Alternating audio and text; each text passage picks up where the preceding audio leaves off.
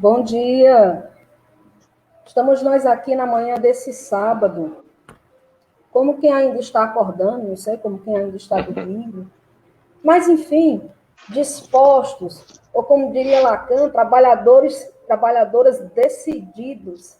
Para a gente aqui fazer uma conversa nesse trabalho que eu estou chamando de sofrimentos contemporâneos. Nós estamos conversando sobre as dores que nos tocam, assim, não são coisas novas, não são sentimentos novos, não são sofrimentos novos, mas, ao mesmo tempo, não deixa de nos inquietar e de nos provocar. A ideia é que a gente possa conversar, entre costurar e descosturar alguma coisa, a gente consiga fazer algo. Nesse quarto encontro, o meu convite aqui para vocês é que a gente possa conversar sobre medo. Bem, a gente quer segurança, não quer? Seja a segurança aqui do condomínio, seja a segurança da vigilância, da nossa casa. É natural que a gente queira sentir a segurança. Mas por quê? O que é que tem nesse espaço, nesse lugar que a gente busca? O que é que está faltando? Medo da morte? A gente tem medo da morte, medo do desconhecido, medo de nós mesmos, medo do outro, medo da proximidade. Agora, assim, com essa pandemia, muita coisa mudou. A gente também está com medo de vamos ter trabalho, vamos ter salário. O que vai acontecer? Parece que é o retorno do medo do desconhecido. Eu não sei bem, a gente vai tentar fazer alguma coisa com isso, fazer uma construção. Para começar, eu vou trazer aqui um trecho de um livro, A Língua Absolvida. Como é que é o nome? Vamos trazer a arte para a gente tentar. A do livro? Absolvida. É do Elias Canetti. Esse livro ele ganhou o Prêmio Nobel em 81. Ele escreveu próximo às memórias da infância, da Primeira e da Segunda Guerra. Olha só o que foi que ele disse, gente. O sentimento mais estimulante é o medo. É impensável o pouco que seríamos se não tivéssemos sentido medo.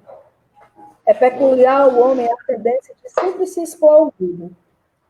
Nenhum sentimento de medo se perde, mas seus esconderijos são misteriosos. De todos os sentimentos, talvez esse seja o que menos se transforma.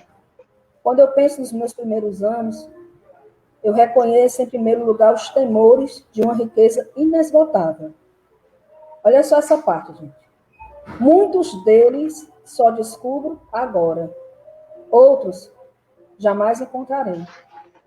Devem constituir o mistério que me provoca o desejo de uma vida eterna.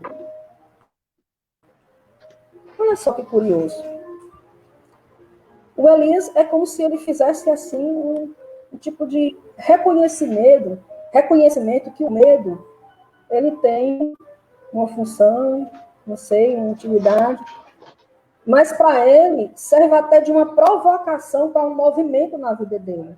Eu achei curioso isso, porque é diferente da forma como nós geralmente falamos de medo. Por exemplo, se você colocar no Google agora a palavra medo, vai ter lá assim, 10 formas de vencer o medo, 5 formas de controlar seu medo, não sinta medo, não sinta, não sinta, não sinta. Só que não dá certo. A gente continua sentindo essa coisa. Vamos chamar de coisa? Não sei. Será que é perto da gente? Será que é longe? Vamos tentar falar sobre isso. Aí, como conversa não dá para fazer sozinha, né? Aí eu pensei, vou chamar um colega para a gente conversar sobre isso. Aí eu convidei Rafael Lobato para que a gente possa construir aqui ou desconstruir algo sobre o medo. Rafael, assim, nesse início, o que você pensa? Não sei se é sentimento, se é pensamento. O que você pensa sobre o medo? O que você tem escutado sobre isso? Então, bom dia para todo mundo. Queria agradecer, Macedônia, por estar aqui com você, conversando. Eu acho que a conversa, né, e as trocas tiveram uma importância muito grande, estão tendo ainda nessa pandemia, né? Então, é um prazer estar aqui com você, que é uma pessoa que eu gosto muito, e vai ser ótimo esse bate-papo, com certeza. Então, eu já achei, assim, ótima a maneira que você começou, tá? Esse bate-papo, mostrando que no medo tem um conhecimento, né? Foi isso que eu captei. Você até cometeu um lapso aí falando de desconhecimento, né? Exato. Então, eu achei assim ótimo. Não fuja do inconsciente, receba o inconsciente. Eu acho que aponta justamente que, quando você fala desses sites, né, e técnicas e métodos terapêuticos para vencer o medo, é uma coisa que é muito apressada, né? Quer dizer, o medo é uma coisa ruim. Sim. Que a gente deve vencer e superar, e aí não fica nada. Igual na música que você estava me falando antes da gente entrar, do Jota Quest, né? Sim. Que é Medo, Eu Não Te Escuto Mais, mas acho que a gente pode subverter essa música, né, e dizer assim, medo, eu vou te escutar um pouco mais, né? Porque a gente pode lembrar, por exemplo, se a gente for pegar o Freud como referência, você pode ver o capítulo 2 do Além do Princípio do Prazer, ele coloca uma referência ao medo ali, né? E ele diz que o medo, ele fala de um objeto consciente, né? Mas eu vou, apesar de entender o que Freud está querendo dizer, eu vou subverter um pouquinho isso, porque é um objeto consciente em primeiro plano, à primeira vista. Medo de aranha, medo de avião, medo de... as fobias que a gente tem, né? À primeira vista, é o medo consciente, mas o medo, eu diria, é sempre inconsciente. Então, mesmo que tenha um objeto consciente, por trás disso a gente pode extrair algum conhecimento, algum saber. Eu acho que é por aí que eu começaria. É um sentimento, os psicólogos colocam o medo como uma emoção de base, quer dizer, é fundante, é fundamental, talvez até, como você disse, se não fosse o medo, a gente não tinha começado nem a falar. O medo é o princípio da sabedoria, isso está na Bíblia, por exemplo. Então, eu acho que a gente não deve escapar tão rápido do medo, né? Depois a gente pode talvez fazer uma diferença entre medo e pânico, né? Entre medo e terror. Talvez tenha alguma coisa interessante aí. Sim. A Paula já começou colocando assim, medo de ter medo. Paula já começou falando, medo de ter medo. Júlia já está por aqui, a Paula também. Bem-vindos a todas e todas e todos que estão nos acompanhando. Eu sinto e vejo assim, o medo diz algo. Justamente isso que nós estamos conversando aqui, não recuar diante dessa mensagem. Eu também entendo dessa forma. Ao mesmo tempo é cifrado, não é uma coisa clara, não dá para você dizer eu estou dessa forma, dar respostas, explicações, não. E eu acho que quando a gente começa a pensar na questão do pânico, isso fica, de uma certa forma, um pouco mais próximo de nós compreendermos, de alguma forma, a gente não vai compreender mesmo, mas se aproximar, no sentido de que existe uma irracionalidade racional. Como? É uma lógica pessoal, é íntimo. Se você tentar um ataque de pânico, né, que é comum as pessoas falarem nisso, hein? Muitas pessoas podem estar interessadas nesse tema pela questão do ataque de pânico, e é comum que as pessoas que procuram um tratamento pela palavra, também se autodiagnosticando. Eu estou aqui porque eu tenho um pânico, eu tenho sido um pânico, eu estou assim, eu me sinto dessa forma. Se às vezes você vai conversar com um amigo ou com alguém, você pode dizer assim, não, mas não tem sentido esse medo, né? Não faz sentido isso que você está falando. Porque faz sentido para a pessoa, é uma outra lógica. Exato. A proposta aqui é outra lógica. A ideia aqui é o seguinte, eu vou trazer uma frase do Foucault que me interessou. Dizer é tentar saber alguma coisa. Dizer é tentar saber alguma coisa. Então, quando você se propõe a não silenciar seu medo, ninguém está dizendo que isso é simples, nem é fácil. Mas falar sobre isso tem um outro efeito. E aí entra nisso que a gente está começando, de saber algo sobre isso, que não é algo estranho a mim, não tem a ver, não é de fora, não é uma invasão, é meu, tem a ver comigo. E quando a gente se propõe a falar, acho que a ideia é se escutar, né? Tentar se escutar sobre isso.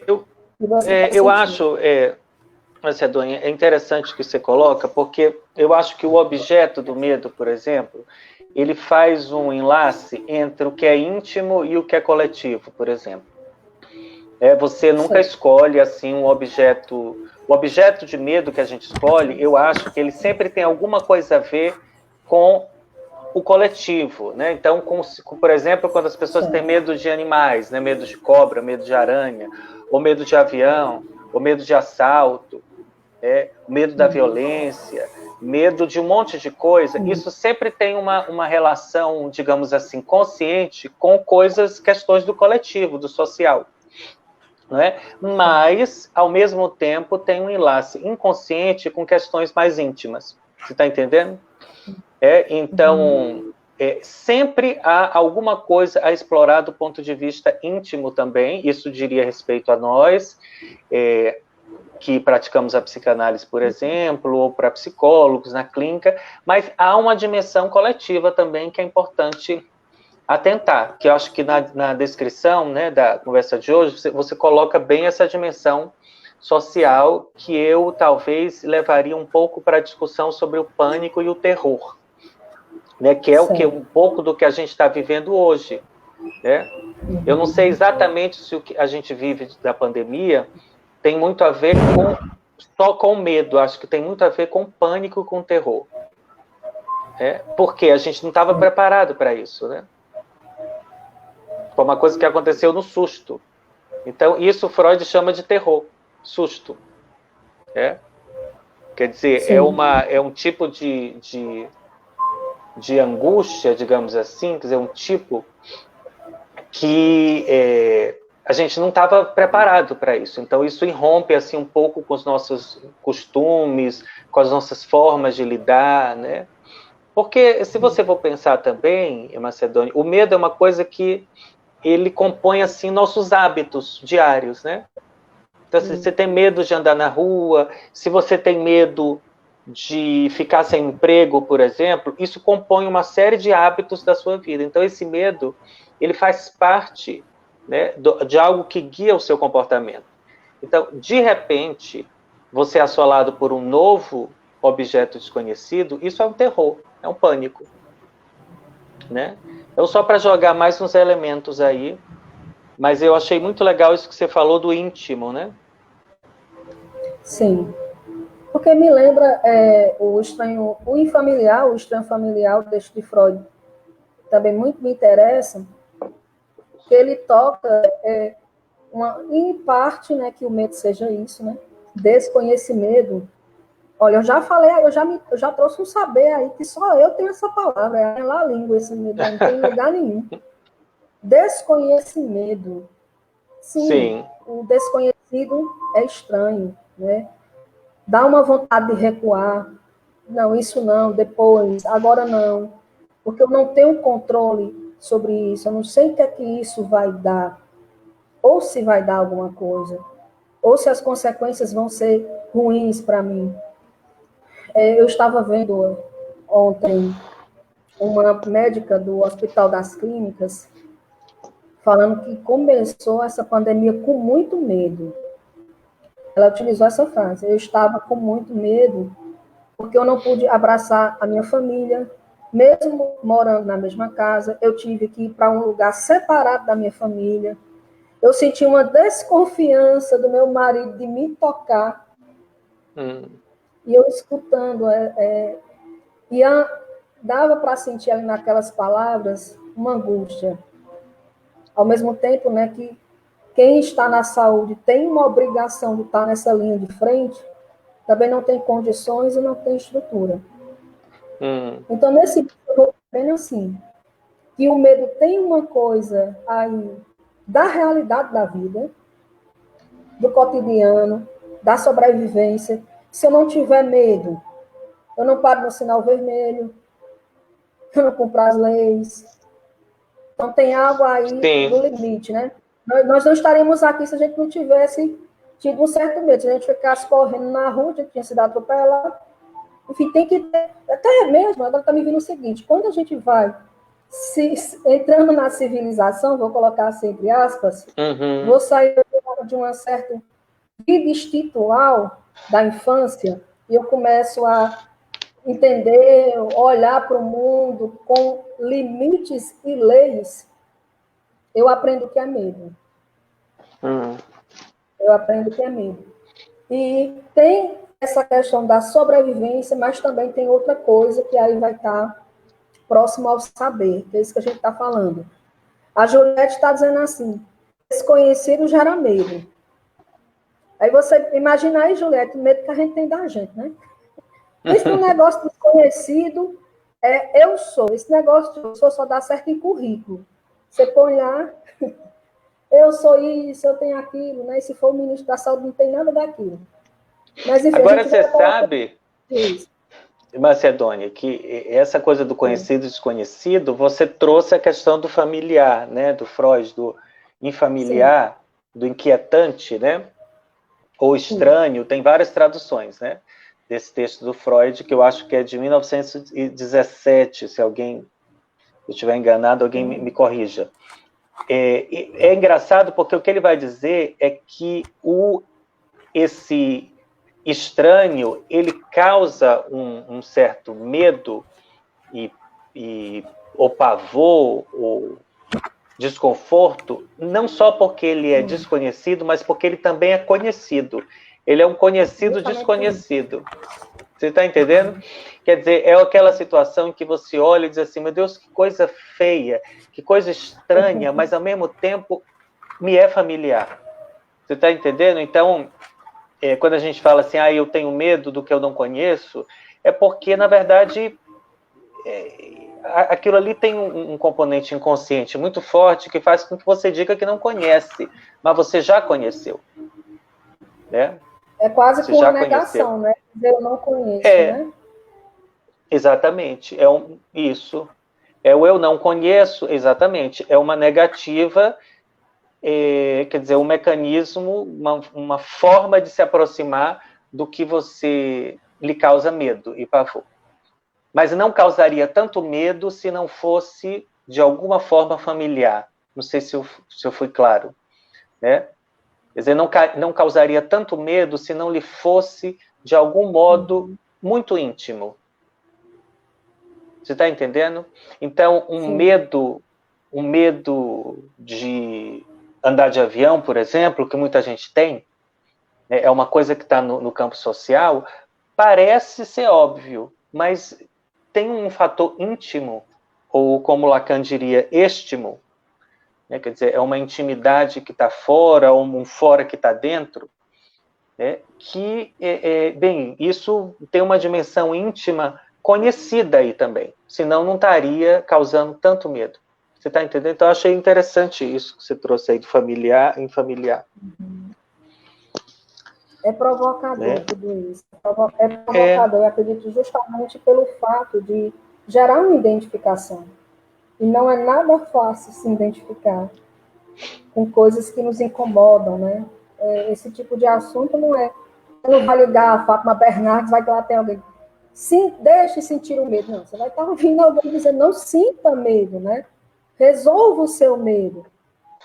Bem, eu acho que justamente nós estamos... Antes da gente entrar sobre as políticas de medo, eu vou querer falar um pouco sobre isso, aí vai ter políticas de medo como a política das cidades, nós vamos ter a política dos governos que trabalham em cima do medo, e a gente também vai ter as políticas das religiões, tudo isso nesse pacote. Mas eu gostaria antes de entender essa separação entre medo, horror, né, pânico, para que nós possamos conversar também a partir disso. Como é que você vê essa divisão? Você falou de políticas de medo, eu não sei, a gente tem que pensar, eu colocaria mais como políticas de terror, né, de pânico. Eu acho que o bolsonarismo, por exemplo, Eu acho que o bolsonarismo, por exemplo, o Bolsonaro, ele trabalha muito com políticas de terror. Né? Ele aterroriza e a gente fica impressionado com a última imagem, por exemplo, que até hoje eu não sei se é fake ou verdadeira, ele mostrando uma caixa de cloroquina para a Ema. Essa imagem parece que é real, né? A Ema horrorizada. Ele fez essa palhaçada mesmo. Pois é. Aí você mesmo diz, a gente fica o quê? Horrorizado. A gente fica aterrorizado, mas isso é uma estratégia política dele. Né? Depois a gente pode falar sobre isso, de deixar a gente no terror, e o terror tem uma diferença do medo, porque o terror deixa a gente no susto. Você pode observar que o Bolsonaro, ele sempre trabalha com elemento surpresa. Você já percebeu isso? A gente nunca sabe o que vai vir dele. A gente nunca sabe. A gente pensa que já viu tudo, diz assim, não tem mais nada para me surpreender. De repente, ele mostra a cloroquina para a Ema. Olha que genial. A gente fica o quê? Sem saber o que dizer nem falar. A gente só reproduz a imagem e continua falando dele, que é a estratégia dele. Né? É a estratégia dele. Então, eu acho que o terror, ele tem uma diferença do medo, porque o terror é paralisante. O terror é um estado de, digamos assim, você apenas fica contemplando as coisas. E você não faz nada. Né? Você fica meio que siderado. Paralisia, né? É uma o quê? Tem algo aí de uma paralisia, não é isso? Tem uma paralisia, tem uma lassidão, tem uma certa melancolização, entendeu? A gente vive, como alguém disse aqui, no susto constante. E eu acho que o terror também, Macedônia, ele deixa as coisas em suspenso.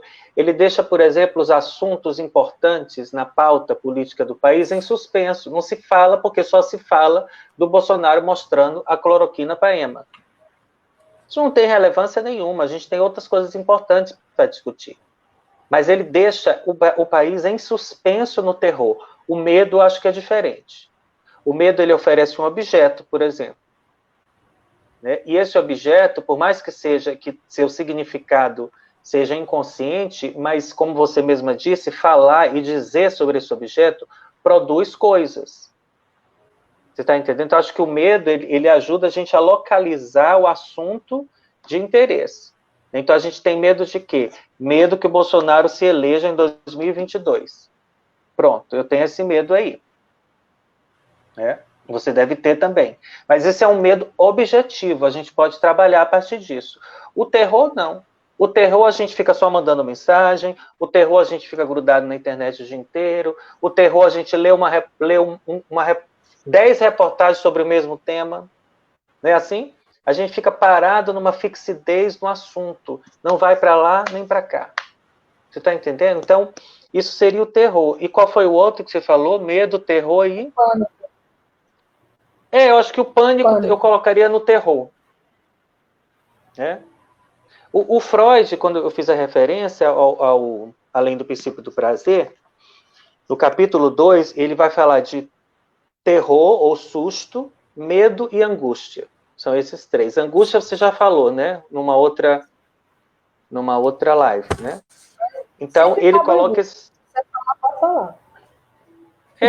Não, eu acho que a gente pode ficar no terror e no medo. Né? Porque nesse texto, quem tiver interesse de ler, ele fala, né? Eu estou até com ele aqui aberto, ele fala a partir de uma coisa que ele chama de neurose traumática ou neurose de guerra. Né? Que ele estava justamente estudando o pessoal que estava vindo esse texto da Primeira Guerra Mundial, com o que ele chama de neurose de guerra traumática, que eu acho que tem muito a ver com o que a gente está passando hoje. Né? Quer dizer, essa palavra guerra tem sido usada demais para descrever o que a gente está vivendo, né? Estamos numa guerra contra o vírus, estamos numa guerra política. E guerra ninguém nunca está preparado. Gera isso que Freud está chamando de uma neurose traumática. E aí é a partir daí que ele diz, né, que em referência a um perigo, a gente tem três dimensões aí, que ele chama de uma dimensão do susto, ou terror, medo e angústia. Tá? Só para dar referência para quem quiser ler depois isso aí. Exatamente. Você, quando falava, eu me lembrei do caso do Hans, do pequeno Hans, e de uma parte que eu fiquei pensando, ficou assim com efeito sobre mim. O Freud diz assim: não queira compreender rápido demais. Quase que dizendo, tem coisa que a gente não vai entender nunca, e tem coisa que vai ser só depois, e também você não sabe quando. De uma certa forma, eu me sinto assim, com a psicanálise, com um convite constante a não me espantar com o desconhecimento, né? Com aquilo que a gente não dá para falar de imediato, com aquilo que a gente não dá para responder de imediato, com essa coisa do tempo. Eu também acho que o medo tem algo com o tempo, né? E isso que você falou do terror é isso, porque tem uma coisa que de imediato você não consegue fazer, ou porque não consegue, ou porque não dá, de alguma forma, no que a gente é pego de surpresa, tem aí não sei se eu te chamaria de inibição, mas tem algo com não fazer de imediato, você fica ali tentando se achar na situação. Se de imediato a gente quer compreender algo disso que a gente está vivendo, tentar achar um amparo. Tônia foi uma luz aqui que ela colocou, é que o desamparo é estrutural do ser falante. E aí a Tônia está trazendo um dos temas e o psicanalista Mário Eduardo, ele trabalha no livro Medo e Desamparo, onde ele vai fazer todo um texto, né? Ele vai trazer um dizer mesmo sobre fazendo uma aproximação entre o desamparo e o medo. Fazendo uma memória da nossa infância como algo constitucional nosso, né? Constitucional não, isso aí é a Constituição. Constituinte, é algo que faz parte da gente mesmo, esse desamparo, mas que depois ele volta de várias formas. E aí, Tônia, pegando esse seu gancho, eu vou trazer um trecho do livro dele, que ele diz assim: diante de uma verdade insuportável, o sujeito pode responder com uma fuga desesperada da situação, figurando um ataque de pânico. Esse tema, pânico, eu posso quase dizer que ele está na moda, né? Mas se para a indústria farmacêutica ele rende, e para alguns profissionais é até tema de propaganda, ele é sofrimento para muitas pessoas, né? Porque quando a gente vai ler um pouco sobre isso, e também quando escuta das pessoas sobre pânico, é terrível. É algo próximo ao terror. É algo próximo ao terror, porque é uma iminência de morte, e dá no corpo, a pessoa sente como que vai morrer, que tem um buraco se abrindo no chão, que tem uma coisa, que não é como medo, porque não dá para vocês, eu estou com medo da aranha, ou como o Hans, eu estou com medo do cavalo, estou com medo do meu pai, não. É uma coisa que não dá para dizer, medo disso. É algo com o desconhecido e, ao mesmo tempo, você sente no seu corpo. E aí, Fala. Não, só para dizer que quando você traz o Hans, né, da fobia, isso já é um medo, digamos assim, um pouco mais sintomatizado, assim, quer dizer, mais localizado, né? Eu tenho medo de cavalo, eu tenho medo de aranha, eu tenho medo de cobra, tenho medo de homem, de mulher. Então, isso você já tem um significante aí ao redor de onde as coisas circulam, né? O terror, né, e o pânico, não, ele é uma coisa muito difusa, né? Eu estou aterrorizado. Eu acho que quando você consegue dizer pelo menos um objeto, né, que seja um medo, eu acho que tem uma passagem, né, do terror. Eu ouvi alguém falar outro dia numa live, eu não sei, estou lembrado quem foi um analista também, e ele dizia isso, que era importante fazer essa passagem do terror ao medo. é que já tem alguma coisa aí melhorando, entendeu? Para o sujeito poder trabalhar, né? O terror, ele é uma posição um pouco mais passiva. Eu acho que o medo, ele é mais ativo, né? Tanto é que nesse capítulo que eu estou falando do Freud, do Além do Princípio do Prazer, esse mesmo capítulo é onde ele vai falar do famoso Fordá, né? Da brincadeira do neto dele com um carretel, né? E esse carretel tem um trabalho de elaboração, mas é preciso medo para esse trabalho. No terror é difícil isso, né? Por isso que a gente chama de ataque de pânico, né? Quer dizer, É um ataque mesmo. você está sendo atacado, né? É uma posição passiva.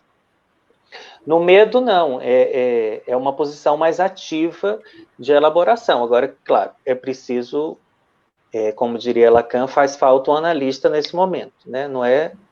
Não basta ter o medo, né? É preciso que, como você disse, que se diga. Não basta ter o medo, né? Então, realmente, é preciso um tratamento para o medo, né? É preciso um tratamento. É preciso que se diga. Exato, é preciso que se queira dizer, né? É preciso que se queira falar sobre isso. Eu lembrei agora de uma pessoa muito próxima da minha família. Jesus chegava e perguntava assim, como você está? Eu estou mal. Quer falar? Não. Não, mas era sempre não, nunca quer falar, nunca quer falar. Então, parece que tem assim uma relação, às vezes a gente faz uma relação de apego com o nosso medo, né, com a nossa dor, com o nosso sintoma. Incomoda, mas eu também quero, né? Incomoda, mas deixar aí por enquanto. Requer que, de uma certa forma, algo deixe de funcionar nesse medo, que haja essa passagem do terror, né, para uma outra coisa, um outro momento, e que aí, então, você tenha um trabalho decidido de fazer algo com isso, né? Ou seja, sintoma, existe trabalho. Né? E falar não é qualquer coisa. Falar dá trabalho, né?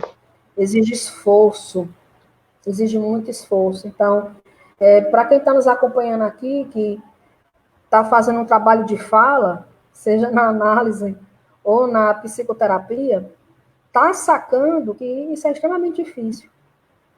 Então, aquela vontade, não vou hoje, não vou falar, esqueci, né? O esquecimento, como o esquecimento fala. Esqueci, não deu certo. Então, tudo isso é o nosso inconsciente aí nos falando algo.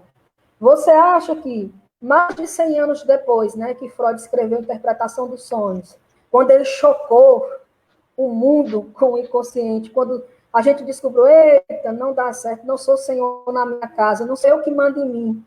Pode dizer, tem mais coisa aí. Nós ainda temos medo do inconsciente.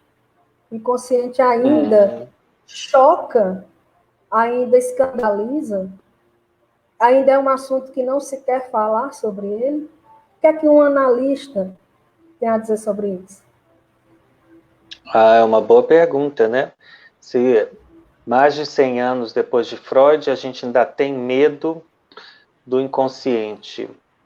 Talvez sim, eu acho que esse próprio estado de pânico, né, que eu acho que a gente pode até ousar especular um pouquinho aqui, né, se dá a liberdade de especular e dizer que a gente vive numa sociedade em estado de pânico, né? Não é um acontecimento, é um estado, né? Sim. Como eu acho que a gente vai ficar em estado de pandemia por muito tempo. Né? O estado de pandemia é um estado de pânico, assustados o tempo inteiro. Né? Assombrados o tempo inteiro, em suspensão. Você sabe que gente assustada, gente em pânico, compra mais, né? Não sei se você sabe disso. Bem lembrado. Mas é verdade. Todo mundo falou aí de crise econômica, etc. Eu estava pesquisando outro dia, vários setores, as vendas aumentaram vertiginosamente, às vezes o dobro, 200%. Claro que a gente precisaria fazer um recorte aqui de classe, né? Isso para determinada classe social. Se a gente for falar de classe média alta, aumentou muito o consumo. No estado de pânico, as pessoas compram mais, no estado de pânico, as pessoas se medicam mais, o que também implica em venda de medicação. Em estado de pânico, as pessoas procuram mais os médicos, procuram mais os psicólogos. Em estado de pânico, as pessoas não pensam direito para escolher seus representantes. Né? Se você for analisar, eu acho que uma das vertentes da gente pensar na eleição do Bolsonaro foi o pânico. Ele usou o ódio ao PT, né, como se fosse assim, o novo judeu brasileiro, né, se o petista, o PT, o medo do comunismo, o medo disso, o medo daquilo, e as pessoas votaram na base do terror, do pânico, do susto. Né?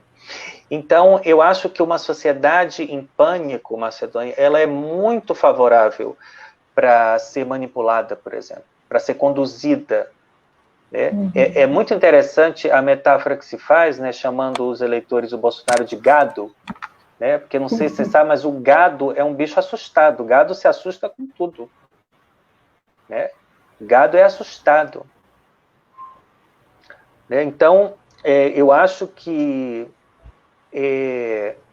ter medo do inconsciente é também meio que viver no estado de pânico. Então, é preferível nisso que você se automedique, ou que você se medique em excesso, que você consuma em excesso, mas você fica o tempo inteiro numa certa alienação, né? Num certo desconhecimento, como você colocou aí, né? Um desconhecimento, assim, que é constitutivo do ser falante, que ele seja alienado no outro, isso é um fato, mas a psicanálise, digamos, é um método, assim, inovador, porque ele permite, assim, uma certa desalienação do outro. Uma certa desalienação de um saber que se constitui inicialmente sempre no campo do outro, mas que a gente pode ter algo a ver com isso aí em determinado momento. A psicanálise tem muito a ver com isso. Né? Então, Isso que você trouxe do gado me lembrou duas coisas. Primeiro que quando eu pontuei aqui política de medo, eu coloquei assim, o fantasma do comunismo. Porque dentro da política de medo que foi instaurada aqui nesse país para que essa candidatura se tornasse executiva, para que ela ganhasse, o fantasma do comunismo só o que tem é meme de comunista, né? Aqueles fantasmas com aquele negócio lá. Então, assim, isso aí não é novo, mas funciona. Não. Que é uma coisa assim, impressionante. Funciona, que é uma beleza, é impressionante, né? Funciona, sim. Não sei nem se teríamos religião se não houvesse medo, né? Inclusive, quando nós vamos trazer aqui para a nossa conversa, falando de rebanho, eu me lembrei de Davi, né? O Senhor é meu pastor, nada me faltará. Então, a Bíblia está cheia de orações, né? Para amparo, para segurança, para que alguém me ampare. O que é que Lacan vai dizer disso aí? Vai dizer igual o pessoal lá do Porta dos Fundos. Errou feio, errou rude. Não vai dar certo. Não vai dar certo. Vai ter uma hora que você vai se defrontar com uma verdade que não dá para ter amparo. Trocando em miúdos, como diria Chico. Tem uma hora que a gente se encontra com essa verdade, ali como trouxe o Mário Eduardo, que não vai ter um outro que possa me amparar em certas medidas de desconhecimento de si mesmo, da vida, do depois. Eu acho que a gente está no momento para ter certeza. Agora, é importante, isso é verdade, agora, você não chega a isso assim de qualquer jeito, entendeu? Você não chega a isso só alguém te dizendo, olha, o desamparo é estrutural. Isso é um fato. Não resolve, essa informação não muda. Não. Você precisa chegar a isso a passos, né? Um passo atrás do outro, tem uma temporalidade, como você falou, tem um tempo, tem um trabalho de análise, tem um dizer, porque uma coisa é falar, eu acho que a gente precisa fazer uma distinção aqui. Uma coisa é falar, outra coisa é poder construir um dizer. É diferente. Tem gente que fala o dia inteiro, fala muito, fala sobre tudo e não tem resultado nenhum. Não é? Pode falar com todo mundo sobre os medos, mas, enfim, isso não tem resultado porque é preciso um dizer. É isso que eu digo. Aí faz falta um analista. Sem que haja um analista, essa fala é uma fala que para nós não tem muito interesse nem serventia, né? Seria uma tagarelice, né? Isso a gente faz no nosso dia a dia, né? A gente liga para um amigo e fala o dia inteiro. Tem até um efeito catártico, né? Vocês, me aliviei, né? Mas a análise não é isso, é outra coisa. Então, eu acho que para chegar nisso aí que você está dizendo, né, que o outro também é desamparado, porque o outro é castrado, né, o outro também tem seus limites, o saber não completa, não faz todo. Para você chegar nisso aí é preciso um percurso de análise, né? Eu acho que precisa um percurso, um trabalho, é uma coisa que não vem assim de graça, não, né? Alguém Olha disse aqui que alguma a Tânia coisa está aí, dizendo. Tânia está dizendo assim, na análise é preciso a passagem do terror ao medo para que se faça algo com isso. Lembrando que o próprio Freud passou por 2 guerras, perdeu uma filha numa pandemia, mas sempre pensou que devemos aceitar a transitoriedade, a enfermidade e ter uma ação propositiva na vida. Aí a Juliette está também trazendo um comentário sobre o que nós falamos aqui das religiões. Algumas religiões trabalham com o medo do Deus opressor, caso você não siga suas regras. Sim. Uhum. Isso mesmo. Sim, comentários muito bons, eu concordo. Né?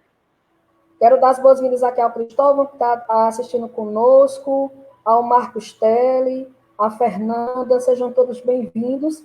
Nós estamos aqui numa série de conversas que a Netflix está perdendo, mas vocês estão aqui conosco, acompanhando essas construções e desconstruções. Vocês estão vendo que a gente está mais desconstruindo que construindo alguma coisa. Parece que isso tem a ver com medo, né? Com fala. A gente, às vezes, faz um plano, constrói algo, mas quando a gente vai falando, e não é só fala, vai tentando dizer algo, alguma coisa se refaz ou desfaz. Jerusa está dizendo bom assim... que Olha, você já vai complementar com o que a Jerusa está dizendo. Rafael, acho que foi Forbes que disse na live sobre a passagem do terror ao medo. Ah, tá. Pode ter sido mesmo. Mas uma colega falou, que eu esqueci o nome agora, mas ela lembrou da experiência do Freud, né, que passou por 2 guerras, sim, a Tônia Bianco, passou por 2 guerras, perdeu uma filha, enfim.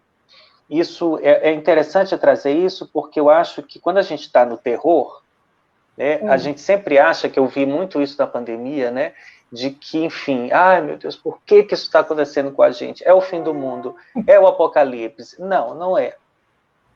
Né? Felizmente não é. Pode até ser o fim de um mundo, né? Eu acho que talvez, eu até concordaria em dizer que essa pandemia talvez seja um fim de um mundo, porque eu acho que o mundo ele acaba várias vezes, né? Quem está esperando um apocalipse está esperando também uma redenção. Isso não vai acontecer, né? Quem espera o apocalipse espera também uma redenção. É mais ou menos uma forma simples de resolver a equação. Eu acho que essa equação não vai fechar. A gente pode estar tendo um fim de mundo, mas assim, o mundo já acabou várias vezes. O mundo do Freud, por exemplo, que era esse mundo século XIX, né? Século XIX para o século XX, é um mundo que acabou. A gente pode muito bem pensar assim, não é? Por que não? Mas em um mundo que se acaba e outro que começa, aí a gente tem que ser um pouco nietzschiano para reconhecer que há uma repetição também. Nem tudo é novo no começo de outro mundo. Né? Então, pandemias, guerras, Bolsonaros, isso são eventos que se repetem na história. É uma tragédia, mas é assim. São eventos que se repetem na história. Logo, vento ruim, né? Esse vento ruim que passa logo. O que não implica, viu, Macedônia, que por causa disso a gente apenas vai se conformar com a situação. Não, acho que a cada geração cabe o dever histórico e ético de você vencer certas lutas. O que está acontecendo agora cabe à nossa geração. né? Então, assim, eu acho que a cada geração cabe um dever ético e moral e político e histórico, entendeu? A nossa é agora. E a gente é provado em nossa humanidade, eu acho, a cada repetição, né, que acontece, que nunca é, para a gente lembrar o que Lacan diz da repetição, nunca é uma repetição do mesmo. Tá? Isso é importante colocar. Né? Tem o mesmo, mas sempre tem uma novidade aí nessa repetição. É importante atentar para isso. Então, eu acho que o mundo de hoje não é o mundo do Freud. Né? Quer dizer, a gripe, a gripe espanhola não é a mesma coisa. É e não é. Essa que quem viu Dark vai entender. É a mesma coisa e não é a mesma coisa. Então, a gripe espanhola e o coronavírus é a mesma coisa, mas não é a mesma coisa. Porque é uma pandemia causada por um vírus, mas as condições são completamente diferentes. Tanto é que a vacina já está aí à beira de sair. Será? Vamos ver como será a distribuição dessa vacina. Vamos ver quanto vai custar e para quem. Exatamente. Olha só, quando você falou de gado, eu me lembrei de rebanho. Rebanho é um significante que está solto aí, meu povo, ultimamente. Quem trouxe o rebanho foi o Bozo. O Bozo faz um tempo que ele começou a falar aí em imunidade de rebanho. Não sei se os entendedores já associaram logo ao gado. Mas ele começou a falar disso, né, defendendo essa ideia que seria assim, todo mundo que se lasque, quem morrer, morreu. Em outras palavras, todo mundo pega o vírus, cria a imunidade de rebanho, quem foi, foi. Bem, o que é que isso tem a ver com medo?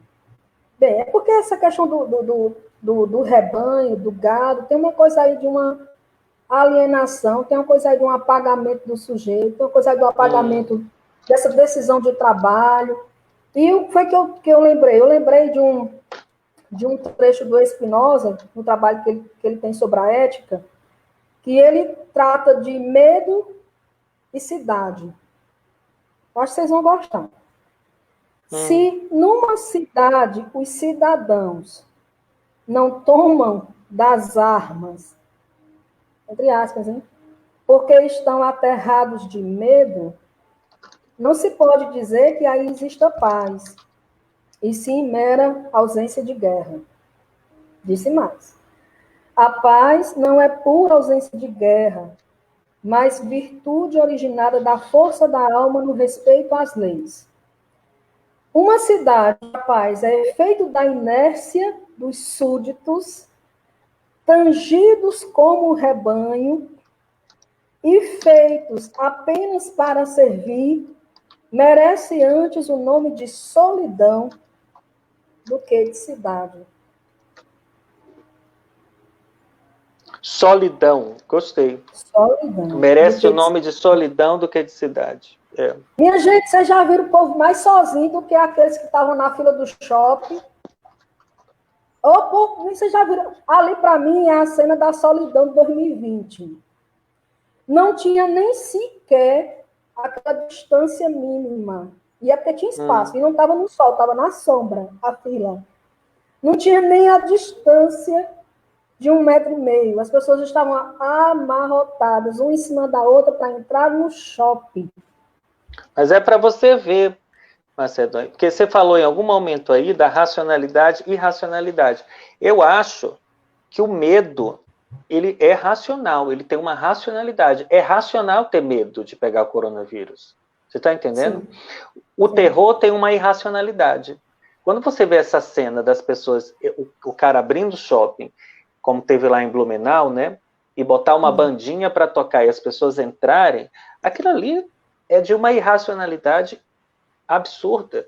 E o consumismo, ele conta com isso, né? Eu acho que o mercado, o marketing, ele conta com a irracionalidade humana. Você está entendendo? Ele conta com isso. Então, eu acho que... Assim. Ele quer que seja assim. Eu acho que ter medo, nesse momento, é extremamente racional. Faz você se organizar. Né? Faz você escolher para onde é que você vai. Vai você pensar e raciocinar que não tem nada a ver ir para o shopping, talvez até raciocinar que não tem nada a ver shopping, para que isso? É um lugar fechado, chato, barulhento, né? Às vezes eu vou aqui no shopping Juazeiro... Vai dar uma briga. Mas às vezes eu vou aqui no shopping, aqui em Juazeiro, muito raramente eu vou, muito raramente, mas quando eu vou, no sábado à noite, eu fico impressionado. Como é que alguém vai tomar um chopp no shopping? Gente, é um barulho, é irracional. É um barulho, é uma confusão, é um lugar claro demais, é um lugar cheio de gente, criança gritando, é o pintinho pio, é não sei o que, aquela coisa. É uma loucura. Para quê? Então, é irracional. Shopping é uma coisa irracional.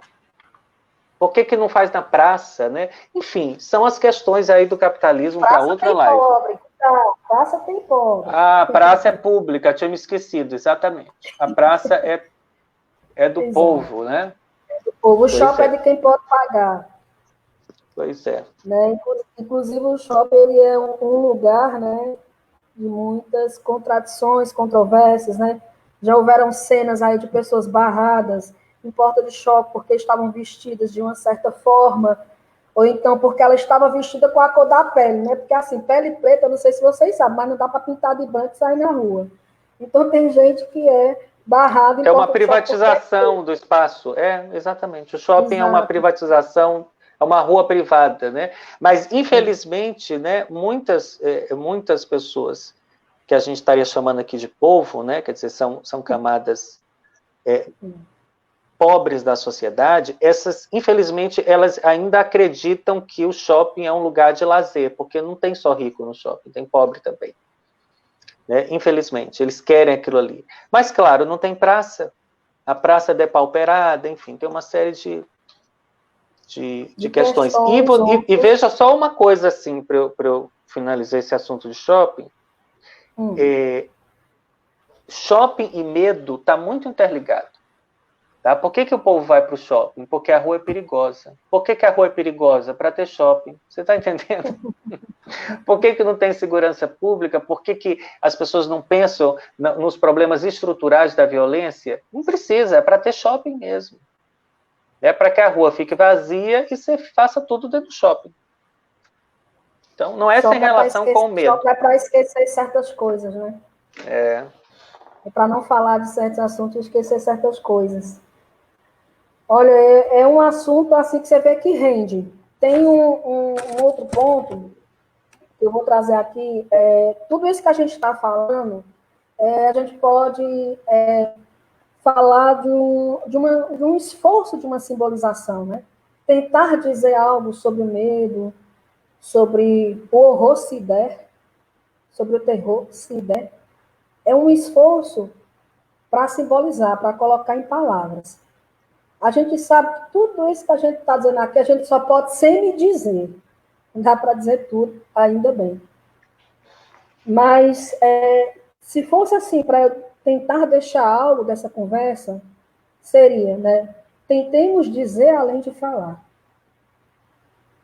Só falar nunca bastou. Né? Tentemos dizer. E vejamos, né? A lógica que, mesmo assim, diante de tudo que a gente está vendo da pandemia, a lógica ainda não é a da palavra. A lógica ainda não é a da palavra. Ainda é a do terror, ainda é a do horror, ainda é a do medo.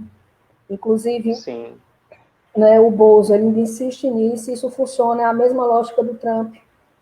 Funciona, porque nós nunca vamos nos livrar do medo, a gente nunca vai se livrar, mesmo que nós passemos por um processo de análise, um tratamento pela palavra, isso não dá garantias, isso não significa que nós vamos nos livrar do inconsciente, pelo contrário, talvez não nos aterrorizemos mais com ele.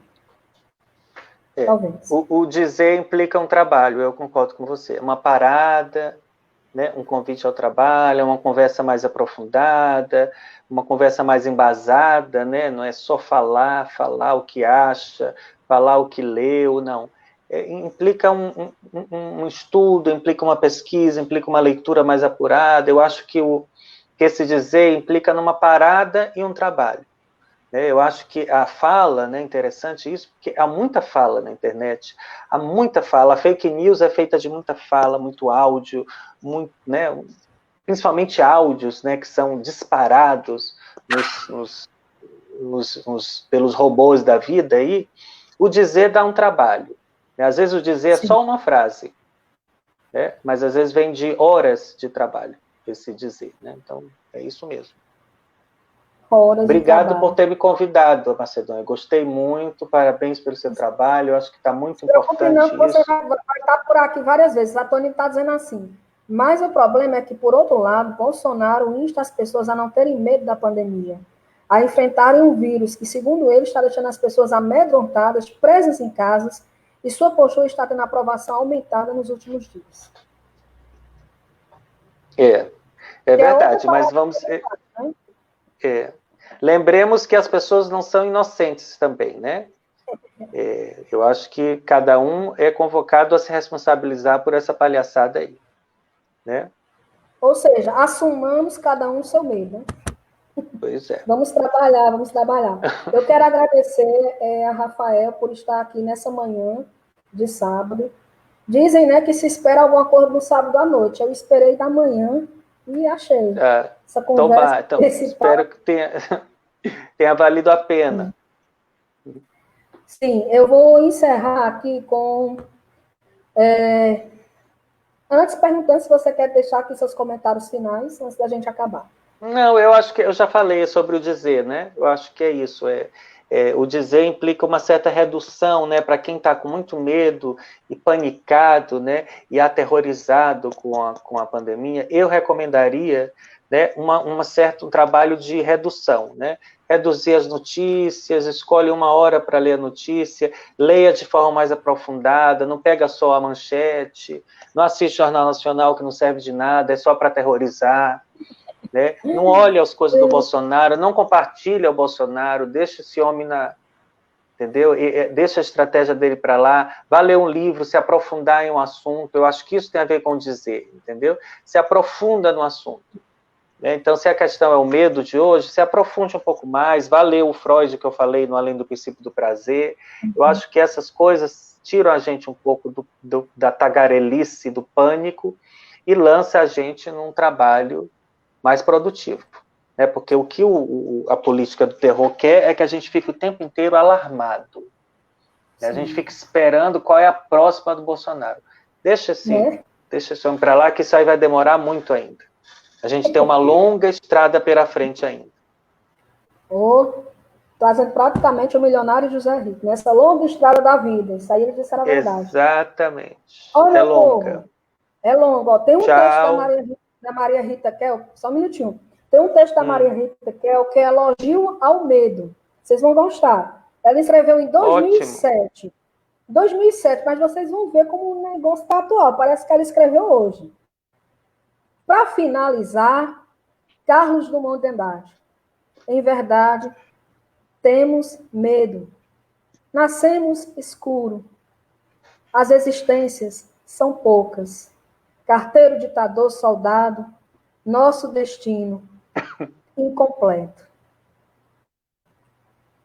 Fiquemos com essa. Não durmam com ela. Fiquem acordados com essa. Obrigada. Até a próxima. Obrigado. Se nosso próximo tema, a gente vai falar sobre depressão, tá? Acompanhe aí as minhas redes para que você possa se ligar aí no dia que a gente vai conversar sobre esse tema. Um bom dia a todos.